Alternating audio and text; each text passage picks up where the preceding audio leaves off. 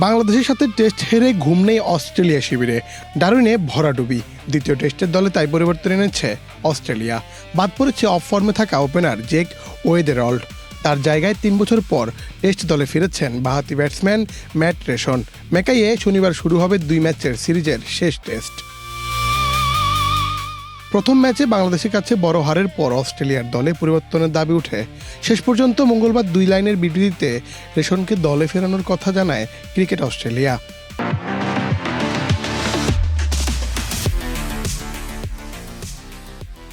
Darwin টেস্টে 2 ইনিংসেই ব্যর্থ হয়েছেন ওয়েদেরল্ড। দুইবারই হাসান মাহমুদের বলে আউট হন তিনি। প্রথম ইনিংসে 23 রান করলেও দ্বিতীয় ইনিংসে ফেরেন 0 রানে। ব্যাটিং টেকনিকে পরিবর্তন আনার পর তাকে আরও সময় দেওয়ার পক্ষে ছিলেন কোচ অ্যান্ড্রু ম্যাকডোনাল্ড। তবে শেষ পর্যন্ত দ্বিতীয় টেস্টে দল থেকে বাদ পড়তে হলো 31 বছর বয়সী ওপেনারকে।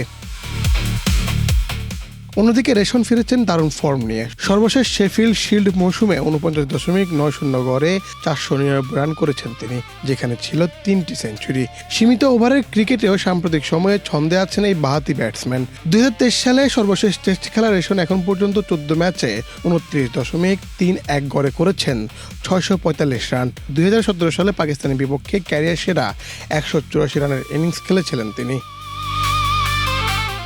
ডেভিড ওয়ার্নারের অবসরের পর থেকে ওপেনিংয়ে স্থায়ী সমাধান খুঁজছে অস্ট্রেলিয়া। উসমান খাজার সঙ্গী হিসেবে ট্রাভিস হেডকে স্থায়ী করা হলেও অপর প্রান্তে একাধিক ব্যাটসম্যানকে সুযোগ দেওয়া হয়েছে।